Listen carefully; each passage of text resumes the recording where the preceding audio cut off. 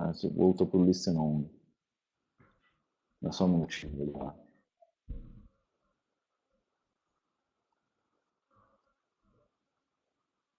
Pessoal, boa tarde. Todo mundo nos escuta aqui, aqui na plataforma? Pedro Drummond falando. A gente vai começar o evento agora.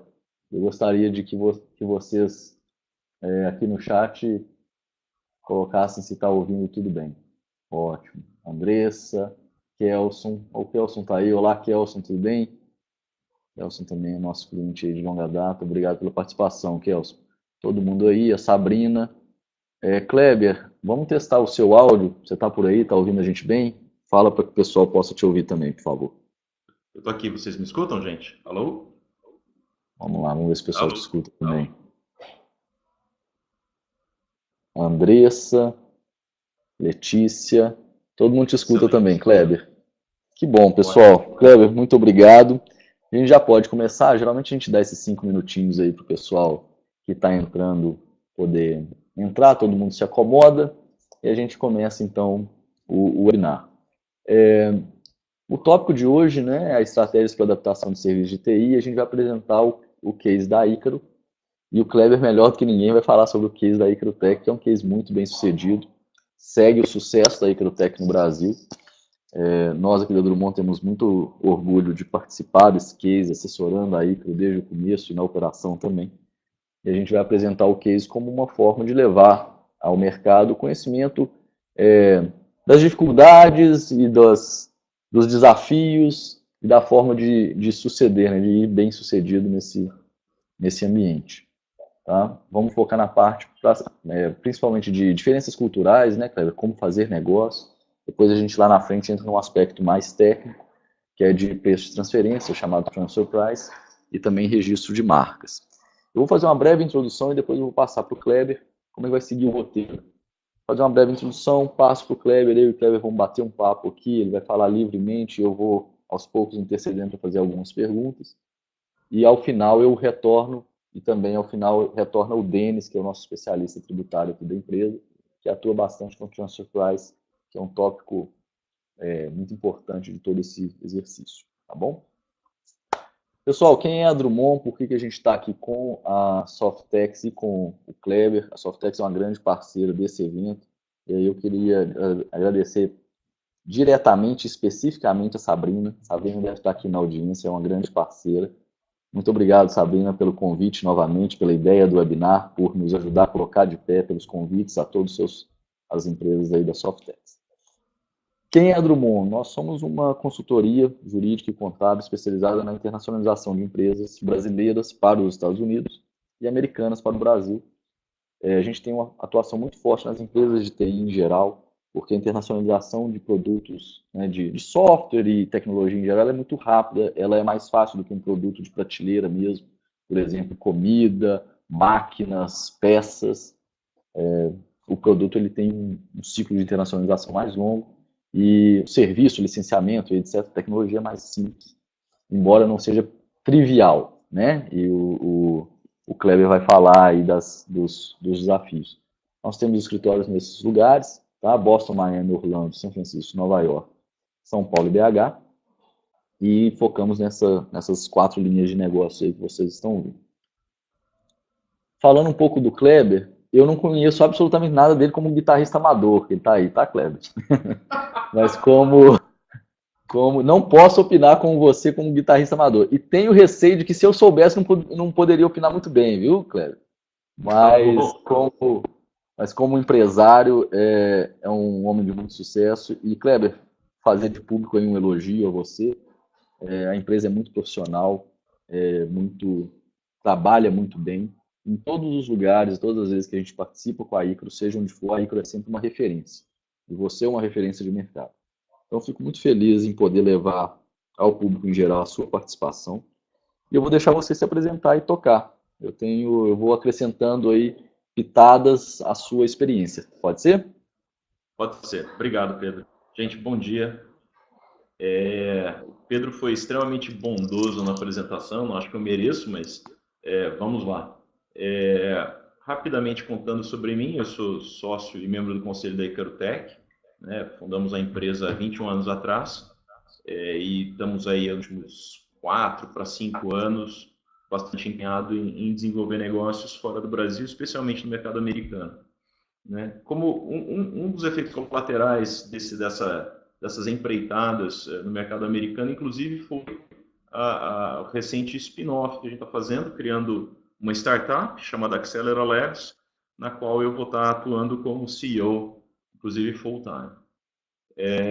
Sou cofundador também do Innova Venture Partners, que é a IVP, como a gente chama, que é uma empresa de investimentos em startups aqui do polo aqui de Campinas. Sou mestre em ciência da computação pela Unicamp, engenheiro de computação pela Unicamp também. Trabalho com TI faz bastante tempo, entrega a minha idade, né? E, como ele falou, pai guitarrista amador. Deixa eu só tentar setar o espírito. Eu acho que tem um ditado que acho que é da terra do Pedro. Pelo menos a primeira vez que eu ouvi esse ditado foi de alguém lá de Minas. Falava que todo mundo vê as pingas que a gente bebe, mas não vê os tombos que a gente leva. É verdade. Hoje a ideia é apresentar os aprendizados dos tombos, tá? Então não esperem uma receita de sucesso, até porque eu não consigo julgar que a gente teve sucesso ainda, mas a gente teve bastante aprendizado tentando fazer. E é o que a gente quer compartilhar um pouco desse aprendizado, para que talvez vocês não tenham que levar os tombos que a gente levou para aprendê-los. Então esse é um pouco do espírito de hoje, tá bom? Por que a gente exporta, ou por que a gente se internacionaliza? Né? A gente encontrou 3 motivações para fazer isso. Primeiro é ter uma de receita adicional. Né? Quando o dólar trisca R$4, eu diria que é bem interessante você ter uma receita em dólar. Né? Obviamente isso não era tão engraçado quando ele estava em 1,4, isso não faz tanto tempo atrás. Tá? Mas assim, essa flutuação de moeda é uma coisa que a gente aprende a lidar com o tempo. Hoje é um bom negócio. Né? Segundo motivo é mitigar riscos com o mercado nacional. Né? Quem milita na área de TI no Brasil, milita no Brasil de uma forma geral há muito tempo, sabe que a gente vive ciclos constantes e violentos. Né? As crises aqui, quando batem forte. Então, você ter uma válvula de escape, um segundo mercado, que não necessariamente acompanha o seu ciclo econômico, é certamente uma vantagem. E, por fim, a gente também fez isso para mitigar riscos com inovações tecnológicas. Quer dizer, basicamente é dizer o seguinte, como eu tenho que concorrer com gente muito boa do mundo inteiro, num mercado extremamente aberto, como o mercado americano, isso me torna um player mais forte, inclusive no meu mercado local. Então, essas 3 motivações sempre estiveram por trás de tudo que a gente fez. Né? Ou estiveram por trás da iniciativa de ir para fora. Mas aí começam as coisas, né? Aí, como diz o Mike Tyson, né? Sua estratégia dura até levar o primeiro soco. E o primeiro soco começa justamente com a questão de diferenças culturais. Né? Uma das coisas que a gente escuta muito, não fala aqui no Brasil, tempo é dinheiro. Enquanto você não tentou fazer negócio nos Estados Unidos, você não entendeu ainda o que esse ditado quer dizer. O americano entende que tempo é dinheiro. E são conversíveis as duas moedas, as duas unidades, né? Uma converte na outra. Isso significa que se você atrasar 5 minutos para uma reunião, ele se sente perdendo dinheiro, literalmente. Ele se ofende. Né? Então, quando a gente fala seja pontual, não é a pontualidade brasileira que 5 minutos ou até 10 minutos é passável. Não. 1 minuto não é passável. Se você não entrou na call 5 minutos antes, né? Tipo a call aqui era às 10 horas, se 10:01 você não estiver na call, alguém está te ligando. Né? Então, é uma questão muito cultural e se você quer ser respeitado e levado a sério, o primeiro item que eu recomendo é pontualidade. Só pontualidade basta? Não. Né? Outra coisa que a gente aprendeu a duras penas é que se o tempo do cara tem valor para ele, você tem que usá-lo bem. Significa que toda vez que você se comunicar com ele, você tem que garantir que o que você fala é relevante, você tem que ir direto ao ponto e ser breve. Isso significa que você tem que estar muito mais bem preparado para essas interações. Né? E isso, de novo, é parte da cultura. Kleber, outro aspecto que também demorou para a gente... Kleber, desculpa te interromper. Quanto a essa questão de ser relevante e direto, né? Tem uma experiência que as empresas de TI, principalmente que buscam investidores, elas passam por essa experiência bastante, de conversar com investidores, né? O investidor quer saber rapidamente qual é a proposta de valor que você dá né? Não tem muito rodeio, não tem o cafezinho de antes, né? É algo mais direto e direto ao ponto mesmo. Você tem muita razão nisso que você colocou. Então, não é só pontualidade. É pontualidade e saber do que a gente vai tratar, né? É uma relação muito profissional, muito direta, que o seu cliente, o seu fornecedor, o seu potencial parceiro, o seu investidor, quer que você trate daquilo que você chamou ele para tratar, né? E não se ofendam se houver aí uma diferença cultural, né? Ele vai, não é nada pessoal, né, Kleber? Quando ele quer que seja direto, não é? Ele vai ter o tempo depois, se vocês Não, virarem amigos, vocês vão tomar cerveja, vão tomar café, mas aquele momento é momento de business, né? Muito bom, muito bem colocado por você aí. uma coisa também que a gente aprendeu a duras penas, que com exceção dos grandes centros mais globalizados, Nova York, São Francisco, etc., o grosso dos Estados Unidos é o seu interior e tem uma mentalidade interiorana, né? Isso significa que o mundo deles começa ali na costa leste e termina na costa oeste americana. Eles não enxergam muito o mundo fora. Você vai falar de futebol? É futebol americano, você não sabe nem o que é soccer. Né? Então, às vezes a gente quer levar muito exemplo do que eu fiz com um cliente brasileiro. Cara, o valor disso é bastante relativizado pelo cliente americano, tá? Essa é a minha experiência. Então, é muito importante você ter casos de sucesso no mercado local deles para poder contá-los. É importante você entender da cultura local, até para esse momento do happy hour, de repente, entendeu? Tem que saber quem que é o cara do futebol americano, tá, né, que é o cara da vez, quem que está liderando a NBA, porque o mundo deles é aquele, não é o mundo que necessariamente a gente vive, né? E também não se ofender, porque você vai para o Texas, né, que é bem conservador, cara, você é um estrangeiro, bicho, você é esquisito, né, e naturalmente visto com um pouco de desconfiança. Então, você tem que se provar mais do que um americano.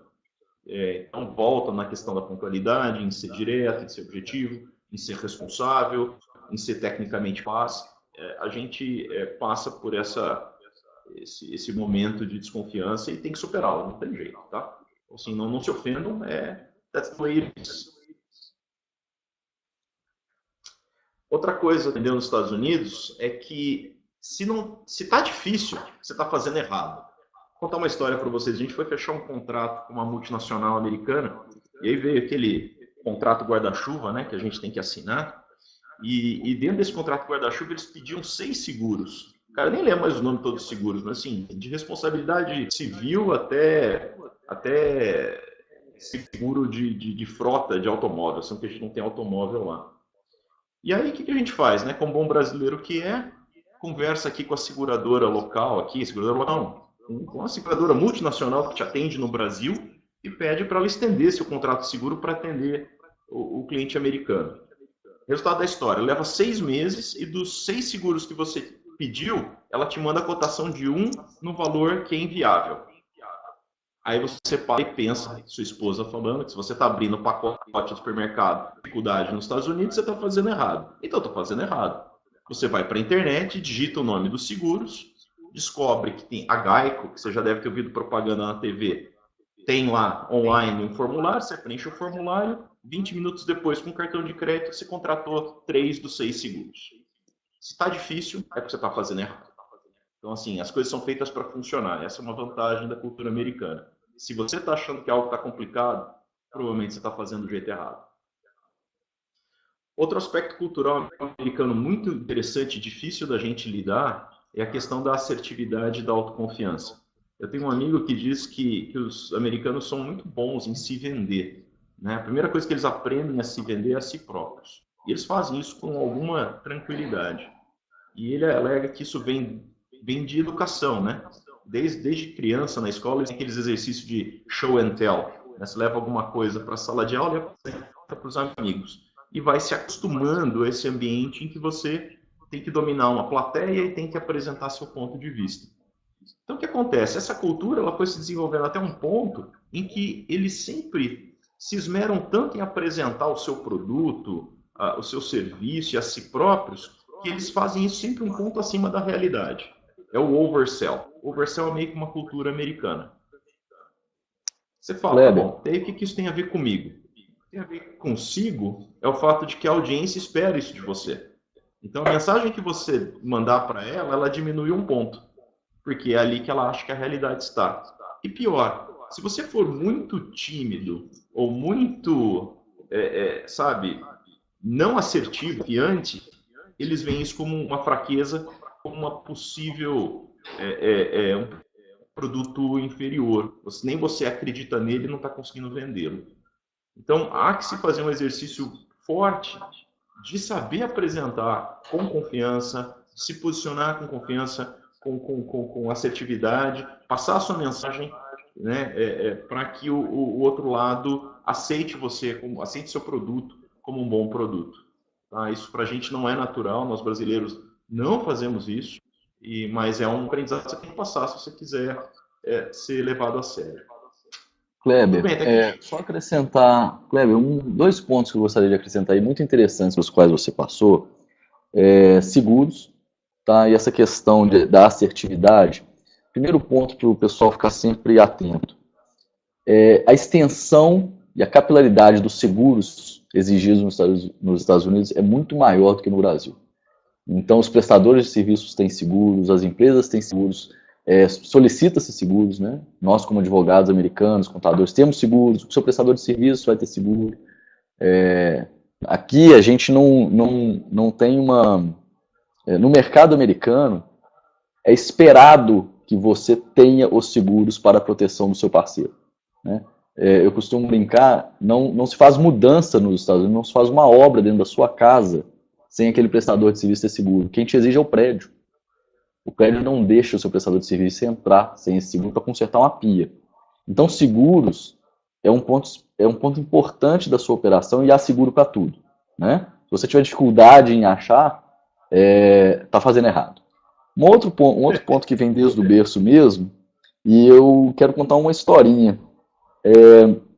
Na escola, né, as crianças já começam a competir desde cedo. O brasileiro vê o competidor muitas vezes como um inimigo, enquanto o americano vê o competidor como que ele é um competidor, que muitas das vezes, ou na maioria das vezes, vai fazer você crescer.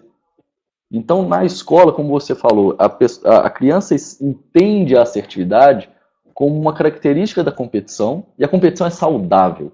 Eu acho que a grande questão, a essência é essa, a competição é saudável. Então, quando você se coloca, você se vende, você está competindo, e competir é bom. Isso vem desde criança, tá? A gente tem clientes brasileiros que, então, imigram, e as crianças, né, os filhos vão ter esse choque cultural na escola, que muitas vezes perdeu a competição e fica assim, pô, mas já estão avaliando meu filho competitivamente, colocando ele sob esse estresse de vencer, de competir, né, de ter primeiro, segundo, terceiro lugar e não ter quem nem ficou ali perto. É sempre assim, desde cedo, incorpora-se a competição, mas a competição, do ponto de vista, a competição é sempre bem vista, né? É um ponto saudável do crescimento. Desculpa te interromper, eu só queria dar esses dois exemplos e enfatizar esses dois pontos. Toca aí, Cléber, por favor. Perfeito. E aí o que acontece? Realmente esses traços culturais vão se refletir também na forma como o cliente se comporta e do que ele espera. Uma frase que eu ouvi uma vez de um cliente tentando explicar como ele esperava que eu tivesse me preparado, e a frase dele foi tão simples como: você deveria me conhecer. Então, é meio chocante, eu tenho brigas aqui dentro com a nossa equipe, que a gente acha que você senta com o cliente, ele vai te explicar o problema dele para você propor a solução. Só que muitas vezes ele não quer te contar o problema dele. Você tem que fazer a lição de casa e, de alguma forma, descobrir qual é o problema dele, já vir apresentando o problema para ele e a solução. Então, exige-se um nível de lição de casa prévio ao primeiro, frente a frente com o cliente, ordens de grandeza maior do que a gente faz no Brasil, né? Se você marcou uma reunião com o cliente, ele aceitou te receber, ele espera que você olhou ele no LinkedIn, quer que você saiba sobre ele, que você entrou no website dele, entendeu o que a empresa dele faz, como ela se posiciona, etc. e tal, que você tem experiência na indústria dele, conhece problemas parecidos, para ter uma boa ideia dos problemas comuns que ele deve estar enfrentando no dia a dia, e você vai construir a sua narrativa a partir dali.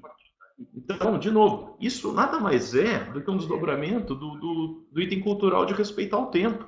Ele não tem tempo para te contar as coisas dele. E ele recebe vários caras iguais a você, né? Muito mais do que aqui, o assédio lá é maior. Então, se você não fizer isso, ele vai achar que você não está bem preparado e que você não valorizou o tempo dele e você perdeu pontos na competição. Né? Então, de novo, aspectos muito, né, que misturam a cultura com o jeito de fazer negócio. E logo que você sentar com ele, você vai ter que responder 3 coisas. Primeiro, por que ele está te ouvindo? Por que ele tá fazendo certo em te ouvir? Ou seja, que problema dele você conhece e tem como resolver? Depois que você conseguiu passar por essa etapa, vem a segunda etapa, que aqui no Brasil quase não existe. Geralmente você fala, ó, tem um negócio para te resolver, e o cara já começa a conversar, porque as opções e a concorrência são menores. Lá tem muitos concorrentes. Então, a segunda pergunta que você vai ter que responder é, por que você é diferente dos outros? Provavelmente do cara que visitou ele na semana anterior. Então você vai ter que dizer, olha, eu sei qual é o seu problema, eu tenho uma solução, e a minha solução é melhor que a de todo mundo, porque eu tenho esse diferencial, porque só eu tenho essa dia, seja lá qual for o teu pitch de vendas, né? E o terceiro, e às vezes até mais difícil quando você está começando, é para quem você já fez isso, qual a referência que você tem para me dar? E essa referência, assim, quase 90% das vezes tem que estar dentro dos Estados Unidos, né? Porque com eles as coisas são sempre diferentes e eles acham que casos de fora não necessariamente refletem a realidade deles, tá? Então, assim, um aprendizado duro, mas necessário e te torna um player melhor se você souber endereçar esses 5 pontos que eu coloquei aqui. Bom, isso não vale só para cliente, tá? Vale para parceiro também. Vamos montar uma estrutura de venda indireta por parceiros. Bacana. O que o parceiro do outro lado espera de você? Um programa de parceria bem estruturado. Então, assim, você vai ter que gastar tempo e dinheiro montando as coisas antes. Ele vai querer assinar um contrato local. Então, não adianta querer fazer um contrato internacional. Vai ter que ser com uma entidade americana. Então, de volta à necessidade de você ter abrir uma empresa nos Estados Unidos, poder assinar contratos locais, facilitar o aspecto jurídico da coisa. E, de novo, vem aquela história. Os caras são muito focados. Né? Todo mundo tem uma noção razoavelmente clara do seu foco de atuação. E eles não veem com bons olhos sair muito do foco. Eles têm uma expressão que um cara me explicou, que é a história do don't wanna stretch too thin. Quer dizer, se você sai muito do seu foco, você como empresa, né, você vai ficando fininho e você pode quebrar. Então, você se esticar muito faz com que você não tenha os recursos para fazer bem feito. Então, assim, foco é a mentalidade, em geral, dos parceiros que vocês vão encontrar lá fora. Então, minha recomendação, se vocês vão para uma estratégia de parceiros, escolham bem os parceiros para garantir que o que você faz está dentro do foco dele, muito próximo do foco dele, e venda bem o seu peixe desse alinhamento. Ele vai precisar disso para te aceitar como parceiro.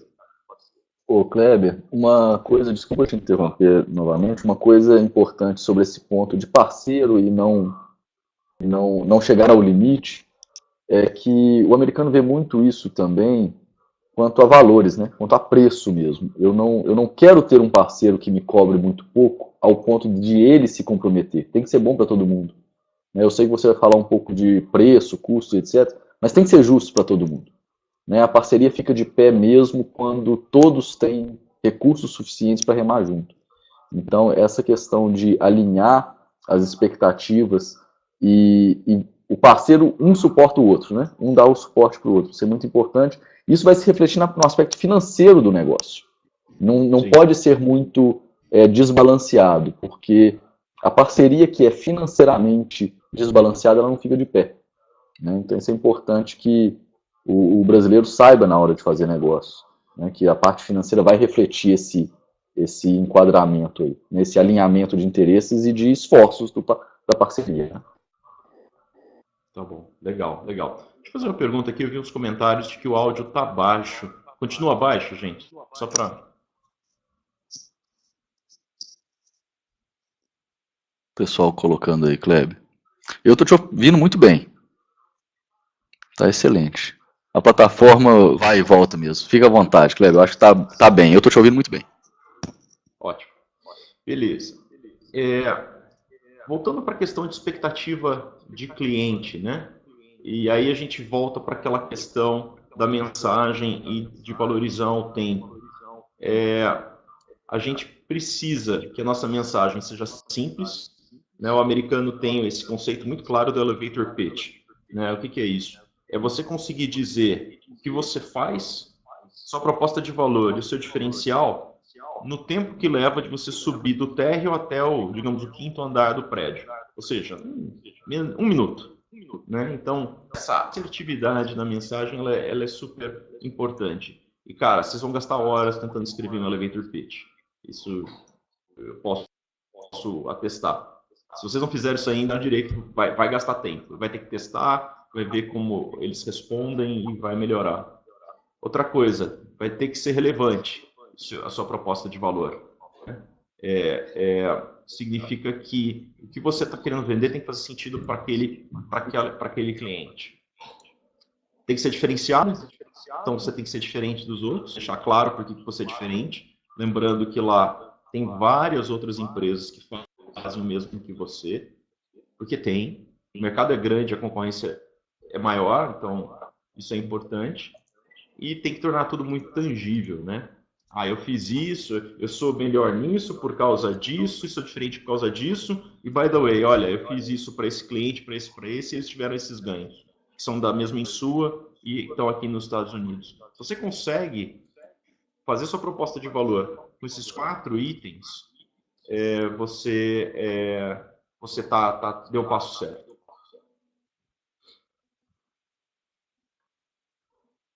Modelo de negócios. Aí, de novo, não quero. De forma alguma, esses slides querem esgotar o assunto, são só um compilado de algumas experiências. Né? O que eu aprendi a duras penas vendendo serviços nos Estados Unidos? Primeiro, que existe uma cultura de time and material. Né? Time and material é você vender homem-hora. Né? Muito maior do que eu percebo ela no Brasil. Eu vejo no Brasil as empresas se esforçando em vender projetos, uma empreitada fechada, assumindo risco, até como forma de proteger a sua margem, de proteger o valor do homem-hora. Nos Estados Unidos, o cara lida muito, ele quer sempre quebrar uma coisa para o homem-hora, ele contrata por homem-hora, meio que não dá para fugir muito disso, tá? Eu desisti de fugir disso. A única vantagem é que o homem-hora, em geral, é um valor decente. Então, se não... o que o Pedro comentou, não só o parceiro não quer se sentir explorado ou te explorar, como o cliente também não faz questão de te explorar, como muitos clientes brasileiros querem. Né? Eles entendem o valor do serviço e entendem que tem que pagar por um bom serviço. Isso é muito diferente daqui. Né? Então, até o meu último item do slide aqui, se o preço é muito baixo, às vezes ele fica fiado. Ele não quer pagar muito barato, porque ele acha que ele não vai ter prioridade depois de você, quando você for prestar o serviço. Então, existe uma consciência também do cliente sobre a importância de ter um fornecedor que esteja sadio, né, que financeiramente esteja estável, que o negócio seja bom para ele também. Essa consciência existe. Né? E outra coisa que me chamou demais a atenção é a pessoalidade da prestação de serviços. Né? A coisa mais comum que existe é: eu vou prestar um serviço e tal, beleza, quem vem? Me manda o currículo. Agora eu quero marcar uma entrevista. Cara, entrevista o seu funcionário. Como se o seu funcionário fosse pedir emprego lá. O que para nós é quase ultrajante, mas para eles é prático, todo mundo faz. Né? E aí tivemos um outro caso, não muito tempo atrás, que o nosso funcionário ia sair de férias. No Brasil, ele tira 30 dias de férias ao ano e tal. E aí o que a gente faz para qualquer cliente brasileiro, a gente oferece colocar uma pessoa no lugar para cobrir as férias do fulano. Aí a resposta do cliente é: não, a gente espera ele voltar de férias. Porque é aquele cara. Né? Então eles tornam as relações na prestação de serviços bastante pessoais. É muito curioso isso.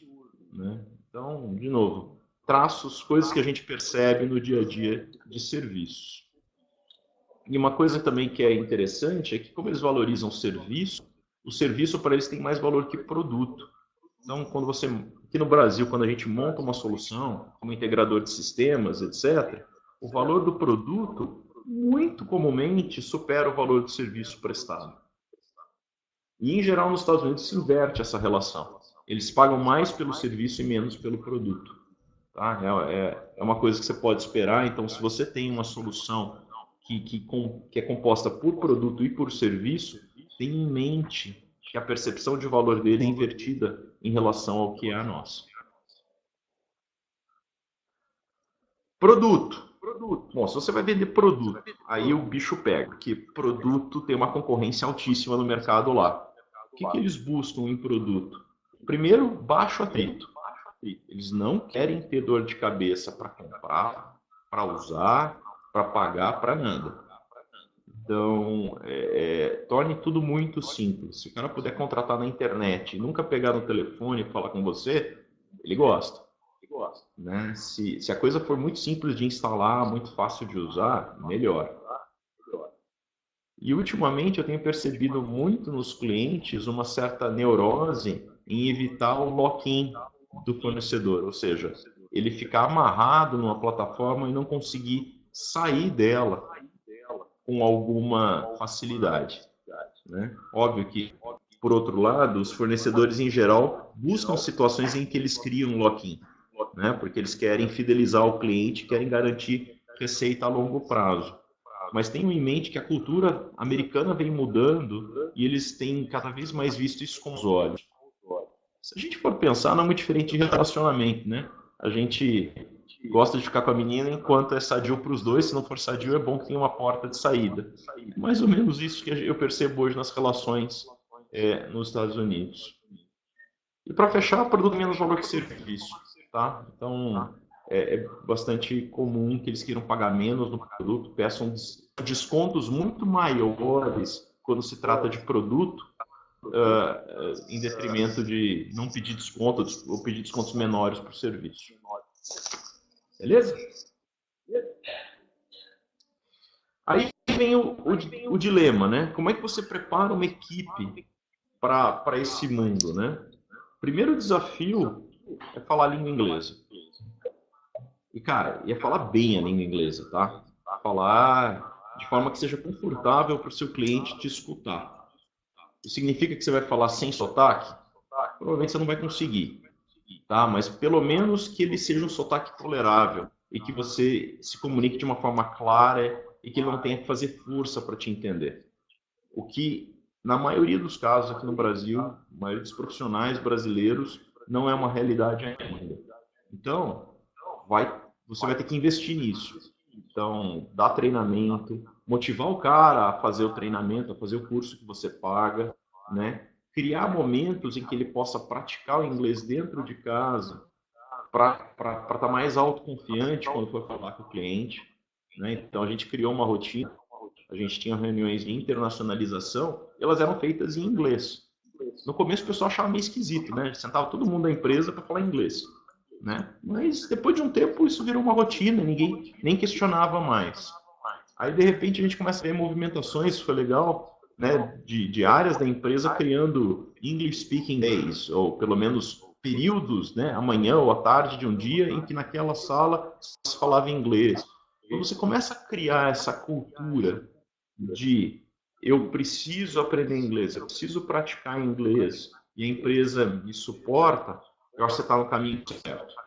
Porque, cara, isso aqui talvez seja um dos grandes problemas que a gente tem quando quer vender lá fora, quando quer vender esse serviço lá fora, porque a tua equipe vai ter que interagir com o cliente.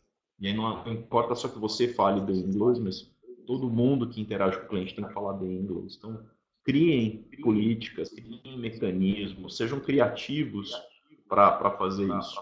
Eu já ouvi empresas que contrataram professores de inglês para virarem coach full-time dentro da empresa, acompanhando reunião, ajudando eles em calls com o cliente, tentando melhorar o nível médio do domínio da língua com a empresa. Obviamente são empresas maiores, mas esse é uma barreira, é uma das primeiras barreiras que você barra no processo de crescimento do negócio lá fora.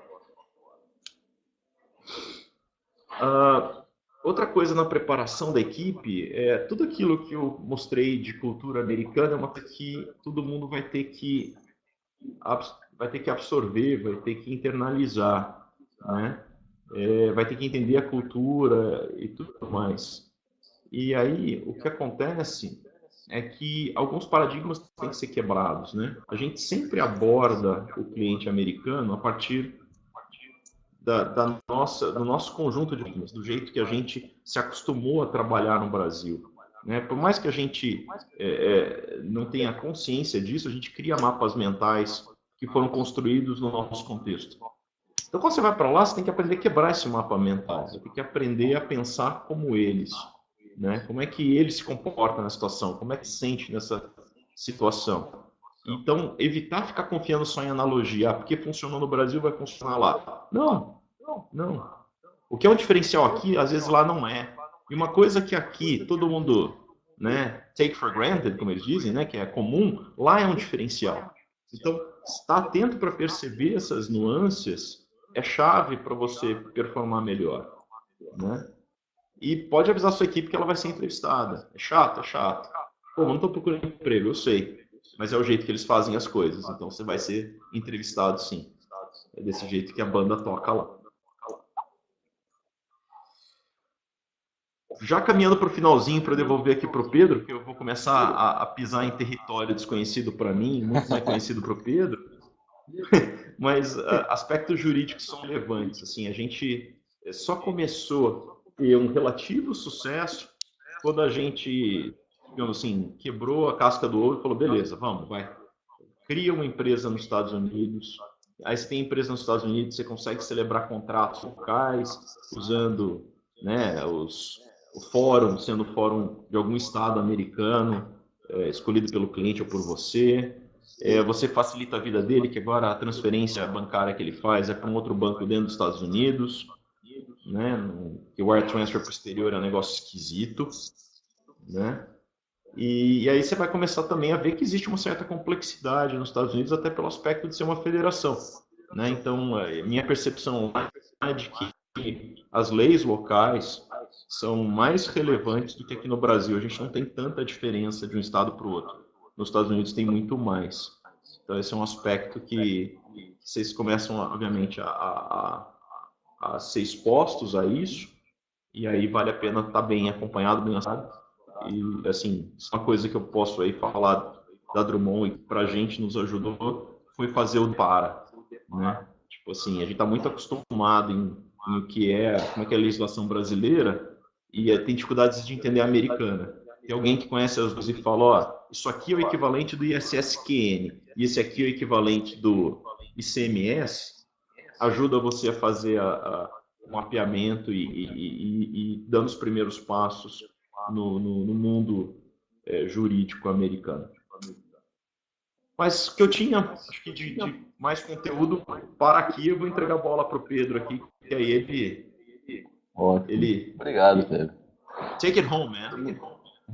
Ótimo, muito obrigado, foi muito boa. E muito obrigado pelas palavras, esse último slide aí, somente que cai mais no meu colo, né? Eu sou advogado no Brasil e nos Estados Unidos também, licenciado nos dois países. E essa questão fala muito, Kleber, sobre o idioma, porque não é só conhecer o inglês, é conhecer os conceitos da indústria, né? Certamente, na sua indústria, a sua equipe teve que aprender o inglês, obviamente, a língua, mas os conceitos, né? Você tem que trabalhar com o conceito local. O conceito jurídico, o conceito comercial, o conceito tributário, o conceito negocial e o conceito cultural. Então, é uma mudança de conceito e não só uma mudança de língua. Isso é importante mesmo. E você ter trazido essa experiência traz o como fazer e quais foram as dificuldades, os desafios de mudar conceitualmente a sua empresa, o produto, a adaptação, né, para então ser bem sucedido. Muito bom. Muito obrigado aí pelas palavras. Você volta com a gente, tá? Você continua como moderador aí. Eu vou passar a palavra para o Denis, e o Denis vai conversar de um tema importante tributário, tá? Que é o Transfer Price, que vai estar envolvido em todas as internacionalizações. A Icaro teve essa exposição, a gente trabalhou com a Icaro nisso, né? cada cliente, cada empresa, cada operação vai ter uma formatação. A Icaro está na formatação de Cost Plus. E o Denis vai falar um pouquinho aí sobre o que é preço de transferência. E eu volto mais para frente para a gente falar de marca também, que é um ponto muito interessante. Denis, você ainda não falou, fala aí para o pessoal para a gente ver se o seu áudio está bom, se está tudo funcionando bem. Tá bom, Pedro, obrigado. Bom dia, pessoal. Vocês conseguem me ouvir bem? Por favor, vocês puderem. Eu estou te ouvindo bem. Vamos ver o pessoal aí. Todo mundo. Bom, tudo bom, Denis? Pode tocar. Primeiramente, eu queria parabenizar o Kleber. Acho que a apresentação muito boa. É isso mesmo, né? Eu nos Estados Unidos há vários anos e é exatamente isso. A gente vê na apresentação, a gente se vê no dia a dia, né? Questão de parceria, entrevista, é isso aí mesmo. É adaptação e é exatamente isso que acontece no mercado. Muito boa apresentação. Perfeito. Bom, meu nome é Denis Mendonça. Peço desculpas que aqui no está aparecendo só como Drummond Advisors, tá? Não está aparecendo meu nome, mas eu trabalho na Drummond já há vários anos, 4 anos, especialista na parte tributária, faço auxílio contábil, tributário, obrigações acessórias para todos os nossos clientes, ajudamos a agricultura a questão de internacionalização, desde de entender os aspectos tributários nos Estados Unidos, a abertura de empresa e o dia a dia, né? Toda a parte de operacionalização da parte contábil tributária nos Estados Unidos. Tá? Bom, hoje o tópico, vou falar um pouquinho com vocês rapidamente sobre transfer price, né? A gente está falando muito de transação entre os dois países, principalmente, né, Estados Unidos e Brasil, e aí a gente não pode esquecer nunca de transfer price, né? O preço de transferência, né? O que é isso? Né? Aqui eu não vou focar muito em ler cada slide, eu vou falar mais abertamente e fico à disposição para dúvidas. Né? Bom, imagine então que você tem empresas, né, do mesmo grupo fazendo transações entre elas, entre os dois países, né? O que o transfer price é? Né? O transfer price é as duas, vamos dizer, a Receita Federal, tanto a americana quanto a brasileira, ela está de olho nas transações que você faz entre os países, né? Então, imagina que você tem uma subsidiária nos Estados Unidos, ou você tem o mesmo grupo econômico, né, seja subsidiária ou afiliada. Eu vou passar um pouquinho mais para frente essas questões de subsidiária, afiliada, ou seja, onde está aí a questão do preço de transferência.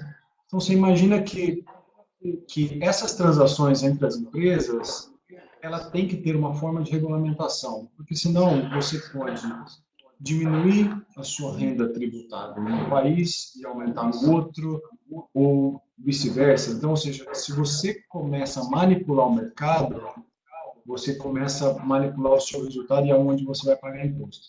É exatamente isso que o transfer price, por isso que existe o transfer price, para que essa manipulação não ocorra e para que as transações realizadas entre essas empresas, né, que a gente chama nos Estados Unidos de related party, né, de partes relacionadas, que elas transacionem o mais próximo do mercado possível, exatamente para você evitar toda e qualquer manipulação do mercado. Então, aqui tem uma definiçãozinha, na transfer price tem permitido até valores relativos a transações controladas por um mesmo grupo econômico, sejam estipuladas artificialmente, exatamente por esta questão.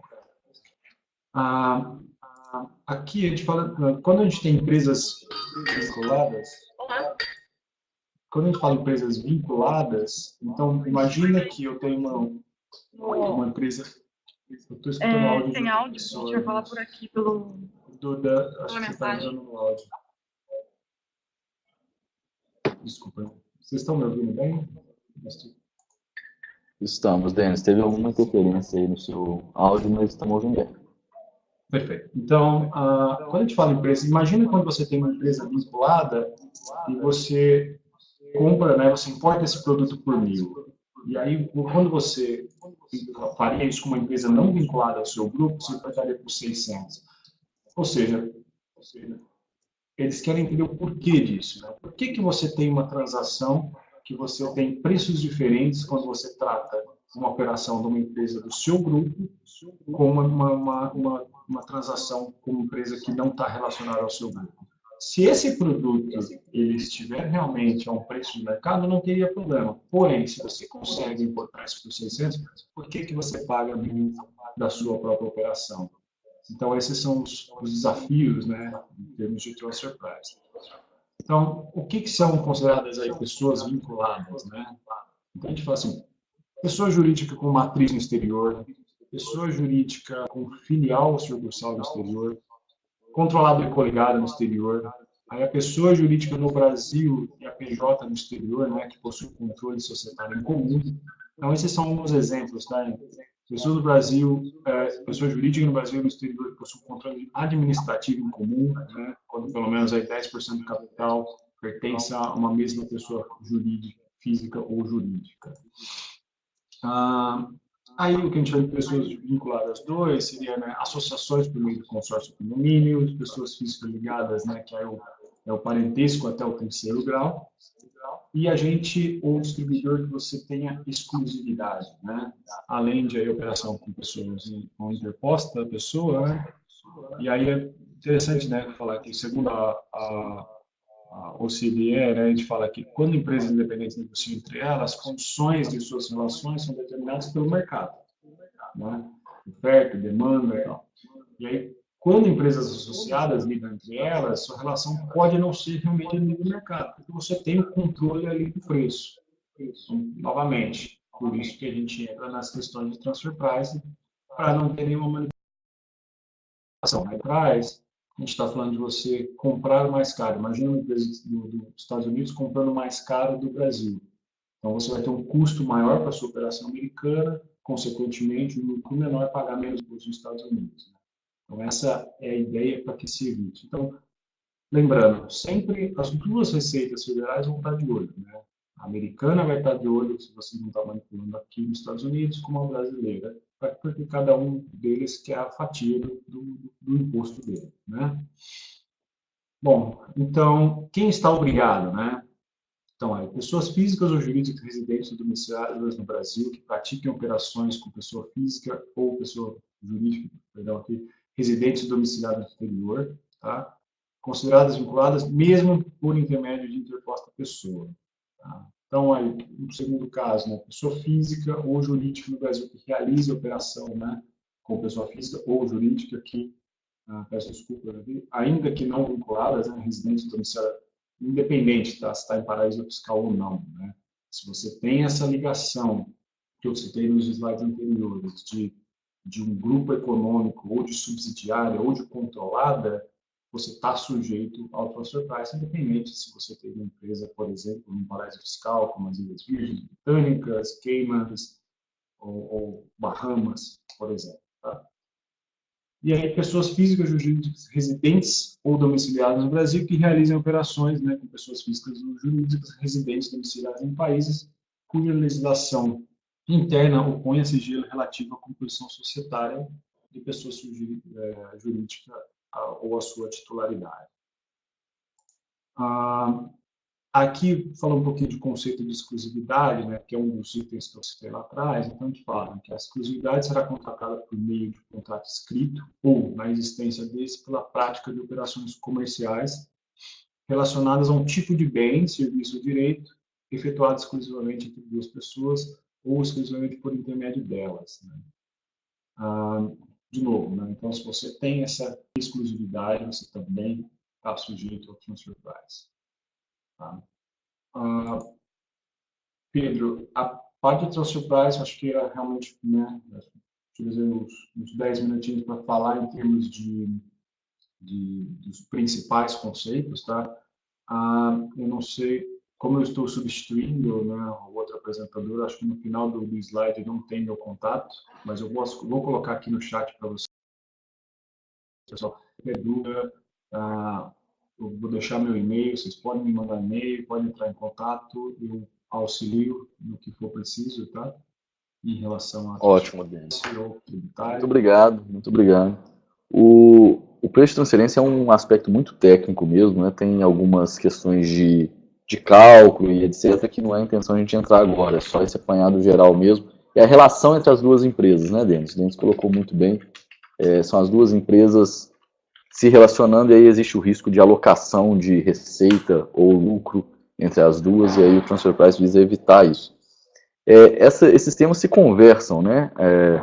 O aspecto cultural de fazer negócio, a relação entre as empresas, quer dizer, você continua uma empresa brasileira, mas agora você tem uma operação nos Estados Unidos, e aí vem a sua colocação no mercado, quer dizer, como você se coloca perante a comunidade de negócios que você vai atingir? Como que você se porta? E aí a gente fala muito de marca, né? Quando a gente primeiro idealizou esse webinar, e a linha condutora seria a experiência da Icaro e os aspectos culturais de se fazer negócio, eu escolhi dentre os diversos serviços jurídicos que a gente poderia apresentar aqui, o registro de marca, porque a marca é a sua colocação no mercado. Tá? Eu queria ouvir do Kleber, a gente fez o registro para a Icaro lá atrás, antes de eu entrar, tá, pessoal, na parte técnica, eu queria ouvir do Kleber o que o Kleber achou da relevância dessa marca para o negócio. E a título de curiosidade, Kleber, eu não sei nem se você lembra há quanto tempo que a marca da Icaro está registrada. Eu vou pedir para você chutar, tá? Depois eu te dou a data exata que eu, por curiosidade, eu fui ver aqui no meu sistema. Como é que foi a marca para você, Kleber? Eu não lembro mesmo. Assim, vai falar um pouco da nossa idade, viu? Conversando com a Maria, ainda esses dias, ela falou, do registro da marca, eu falei, Maria, o processo foi tão tranquilo, tão indolor, que eu não lembro nem de ter registrado, acho que foi tranquilo mesmo. Mas, assim, claro, obviamente que registrar uma marca é crítico, né? E, de novo, o mercado é competitivo, significa que seus competidores lá fora também são mais agressivos. Então, proteger seus assets é bem mais relevante lá do que aqui. Então, nesse sentido, proteger a marca é bem relevante. Mas foi um processo bem mais tranquilo, assim, bem mais do que fazer qualquer coisa com o INPI aqui no Brasil, porque aqui leva muito tempo, né? Eu lembro que lá foi algo bem tranquilo. Acho que foi a Cris que tocou isso contigo, não foi, Pedro? Foi. Olha a data, 31 de maio de 2016, tem mais de 2 anos que já está pronto. E eu te falo que no INPI, se a gente tivesse aplicado em 2016, até hoje você não tinha sua marca. Tá? Porque o INPI demora demais. Foi até uma decisão estratégica nossa da Drummond, né? A gente faz muita internacionalização dos americanos para o Brasil. A gente decidiu não fazer registro de marca no INPI porque demora muito. E no USPTO, o processo é mais rápido, embora seja lento para padrões americanos, tá? Vai levar aí cerca de 8 meses de processamento, mas o processo interno nosso de preparação é muito rápido. Em 1 semana, 2 no máximo, a gente tem o pedido pronto, submete ao USPTO, e aí o USPTO vai levar aí de 6 a 8 meses para processar esse pedido. E realmente é um órgão muito indolor. Você usou uma expressão muito feliz. Não tem dor nesse processo. A gente estuda direitinho a marca, faz toda a petição de forma correta, não havendo oposição de terceiros, isso é muito importante, uma pesquisa prévia para evitar isso, não havendo oposições de marcas pré-existentes, a coisa vai caminhar muito bem. E a marca é muito importante para o seu posicionamento e é um ativo importante da sua empresa americana. Isso é muito importante que seja dito para vocês. Isso tem valor, né? O registro da marca tem valor, dá segurança para investidores. A gente está agora com uma empresa, não de TI, mas de açaí, que pode ter conflito com a marca e os investidores estão ainda reticentes em colocar o dinheiro porque a gente quer esperar o fim do registro. Assim que sair o registro, temos certeza do direito de utilização da marca no mercado americano, o dinheiro entra, porque aí a gente tem mais segurança. Então a marca ela atende a diversos aspectos. Segurança dos investidores, valor da empresa, colocação no mercado e gestão de risco. Porque você não quer que aconteça de você começar a exploração do seu produto ou do seu serviço no mercado americano e depois de certo tempo, quando você já tem um pouco de visibilidade, receber uma notificação, muda sua marca. Muda sua marca porque a sua conflita com a minha. Aí é tempo, gasto, você volta tudo atrás e etc. Tá? Pessoal, eu falei que a marca é um ativo, uma propriedade da empresa americana. Eu preciso ter a empresa americana já estabelecida para registrar a marca ou eu posso registrar com a minha empresa brasileira para ganhar tempo, já que vai levar aí de 6 a 8 meses? pode já registrar com a empresa americana, a empresa brasileira. Então a empresa brasileira pode pedir a marca, tá? Pedir o registro, e aí você tem duas modalidades básicas. Ou aquela que é o actual use, quer dizer, você está efetivamente usando a marca no mercado americano. O que é isso? Vendendo para o consumidor final nos Estados Unidos, tá? Já teve algum negócio, o seu site é americano, o seu site é inglês, ele é acessado por americano, já foi acessado, você já está usando no mercado americano. Ou intenção de uso, que você tem a intenção de utilizar em breve, você já pode pedir agora para assegurar a data. Tá? Quem tiver utilização depois disso, já não pode, porque você assegurou a data de prioridade. Ok?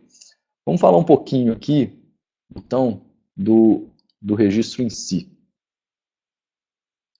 Tá? Como que corre, tá? E o que acontece nesse registro? Primeiro aspecto que o Kleber falou lá atrás, as legislações estaduais e federais. Aliás, as estaduais e a federal. A proteção da marca é federal. Tá? O USPTO é um órgão federal e você fica protegido em toda a jurisdição americana. Quanto tempo leva? 10 anos.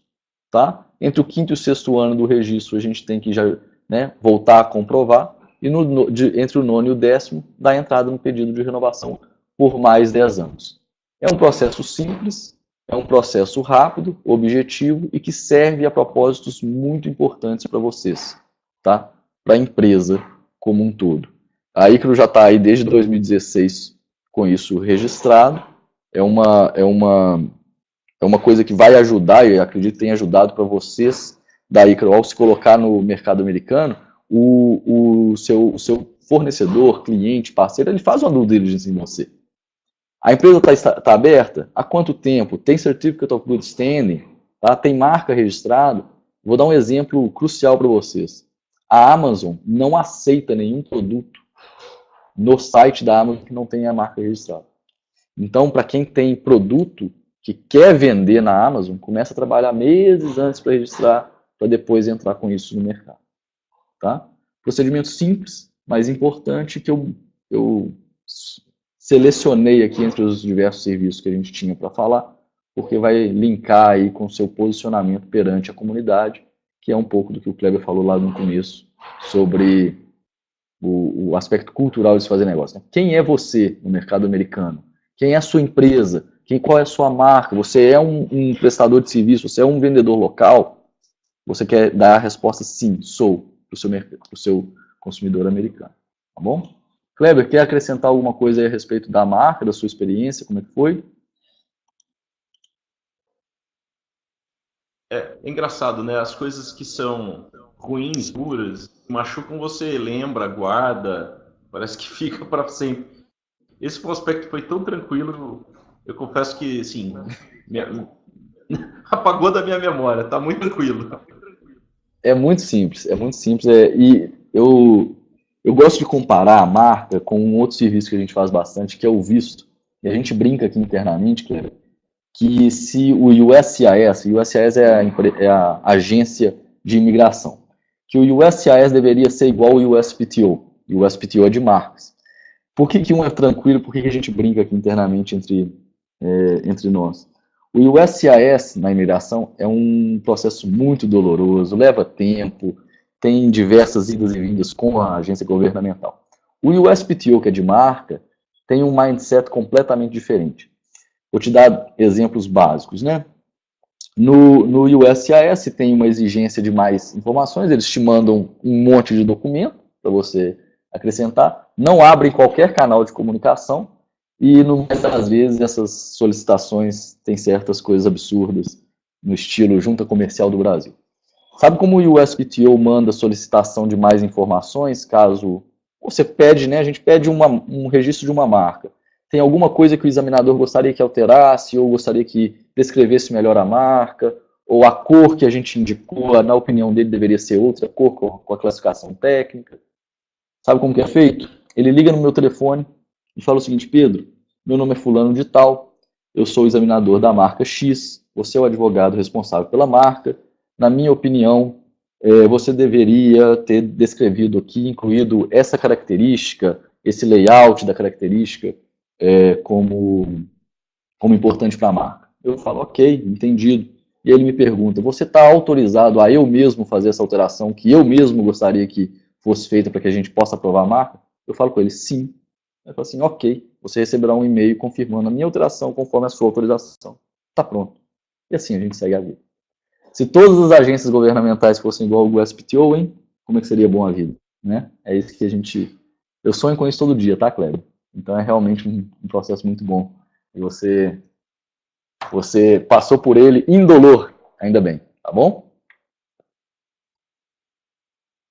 Pessoal, contatos aí, ó. Pedro e Denis, tá? O contato do Kleber. Kleber, se você puder colocar aí no chat para o pessoal também. Sei que grande parte vai conhecer você do mercado, tá? Quem quiser e tem dúvidas aí, pode entrar em contato comigo e com o Denis. E também o chat, eu acho que a gente abre aí algum momento aí, alguns minutinhos para dúvidas, sugestões. A gente sabe que tem outros clientes aí na plateia também que poderiam contar também a experiência, né? Então fiquem à vontade, quem quiser mandar dúvida, pode falar aqui no chat mesmo, tá? E para vocês que não conhecem, no chat está a Sabrina, tá? A Sabrina da Softex. Ela me solicitou uma gentileza aí que eu vou fazer com todo o prazer. Pessoal, a Softex ela tem vários webinars, né? Tem ciclos de webinar, tá? E em breve a Softex vai estar conduzindo mais 2 webinars muito relevantes, tá? Então deixem no radar de vocês aí no calendário, quem quiser participar, 2 eventos interessantíssimos. Às 10h30 da manhã do dia 8, agora de agosto, tá? Vai acontecer um webinar do ponto de vista técnico sobre o GDPR, tá? Nova Lei Europeia de Privacidade e Proteção de Dados. O webinar chama Segurança Digital e Privacidade de Dados. Você está preparado? Quem vai falar é uma empresa europeia, tá? Que vai tratar dos aspectos técnicos da sua preparação. A Drummond, ainda no mês de agosto, vai preparar também um webinar, tá? Sobre os aspectos jurídicos do GDPR e como esses aspectos estão afetando as empresas brasileiras e americanas. A gente está fazendo adaptação das políticas de privacidade para todos os nossos clientes, atuando com os clientes nisso. A gente está aguardando um pouquinho para fazer esse webinar, porque a gente já quer trazer também, junto a isso, a nova Lei de Privacidade e Proteção de Dados no Brasil, que está já aprovada pelo Congresso, pendente de sanção do presidente Michel Temer. Então, a gente já vai falar dessas 2 novas legislações, como isso está afetando, e no dia 8/8, do ponto de vista operacional, a Softex dá esse webinar chamado de GDPR, Segurança Digital e Privacidade de Dados. Você está preparado. No dia 21/8, às 11 horas, temos um outro webinar conjunto, Softex e Drummond, em que a gente vai conversar sobre Delaware Flip, a estratégia que pode potenciar o investimento estrangeiro da sua empresa de TI. O que é isso? O que a gente vai tratar? A gente vai tratar da empresa brasileira transferir o controle societário, o intangível, principalmente o intangível, tá? Dentro de outros ativos, para os Estados Unidos, para a jurisdição americana, para que ela possa, então, captar investidores estrangeiros que, de outra forma, não investiriam numa empresa brasileira. O flip é isso, é transformar a sua empresa brasileira numa empresa americana que tem uma subsidiária no Brasil. Isso aumenta muito a sua exposição e a sua capacidade de captação de investimento estrangeiro. É um aspecto bem técnico, mas muito interessante de se falar. Densamente aí, é um aspecto jurídico denso, contábil denso, tributário denso. A gente vai tratar de uma forma bem leiga e bem interessante, dia 21/8. E vocês vão estar informados aí pelo mailing, vocês todos estão no nosso mailing, no mailing da Softex também, vão receber, fiquem de olho. A data ainda do GDPR, aspectos jurídicos do GDPR e da Lei de Privacidade e Proteção de Dados do Brasil, a gente ainda não tem a data, mas em breve vocês vão receber, ok? Pessoal, se o pessoal não tiver aí perguntas, a gente vai encerrar por aqui, já passamos aí de 8 minutinhos, né, Cleber? E para não tomar muito tempo do pessoal, eu agradeço a todos vocês. Kleber, muito obrigado pela sua participação, muito rica a sua experiência. Desmistifica o processo, né? Vê que isso acontece, isso é feito, mostra, dá uma cara para quem quer fazer isso. você está de parabéns, aí está de parabéns. Vocês são, como eu disse, referência. Isso devia e deve ser motivo de muito orgulho para você. Parabéns pela experiência, parabéns pelo sucesso nos Estados Unidos. A gente tem muito orgulho de prestar serviço aí, que vai ter sido útil nesse processo aí para vocês, tá bom? Obrigado, Pedro. Obrigado aí da oportunidade de conversar hoje. Ótimo. Sabrina, muito obrigado pelo convite novamente. Sabrina da Softex, fiquem em contato com ela. Ela é pessoa para vocês ouvirem aí nesse processo também. Denis, obrigado pelo seu tempo. A gente se fala. Pessoal, muito obrigado. Um abraço a todos.